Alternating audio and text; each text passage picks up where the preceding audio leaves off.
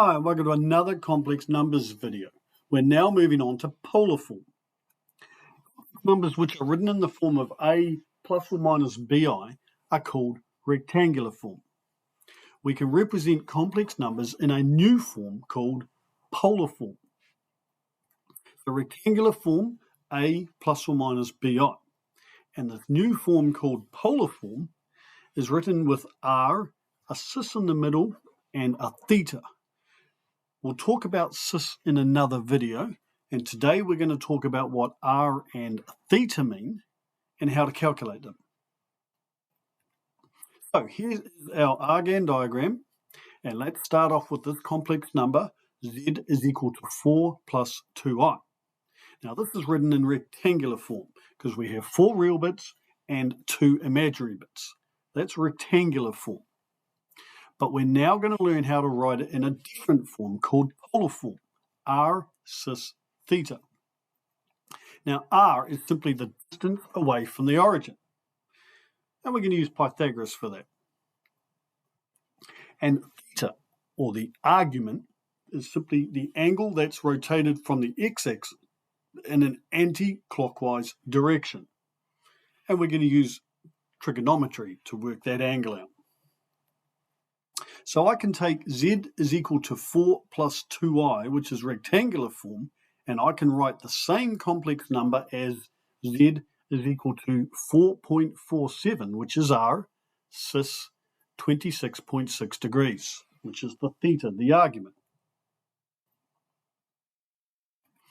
All right, so rectangular form, and now the new form, polar form, r cis theta. So let's continue on and show you how to work out r and theta. So here's our complex number, z is equal to 4 plus 2i, and it's written in rectangular form. To calculate the modulus, well, that's the distance away from the origin, so we're just going to use Pythagoras. We're going to create a right-angled triangle, and we know the distance horizontally and vertically, which is the real component and the imaginary component, and we're going to use Pythagoras to work out r. So r squared must be equal to 4 squared plus 2 squared. Hopefully you remember your Pythagoras. 4 squared 16 and 2 squared 4, and 16 plus 4 is 20. And then we have to square root 20 to get r, and that gives us 4.47, which I'm rounding to 2 decimal places. And that's the modulus, r. Now the modulus has notation, and it's these straight line brackets. Whenever you see a complex number inside these straight line brackets, you are asked to work out the modulus of that complex number. Do you remember a wee while ago, a few videos ago, we talked about the conjugate complex number of z, which is a line above the complex number, and that means the conjugate. So, for example, if z was 4 plus 2i, the conjugate is 4 minus 2i.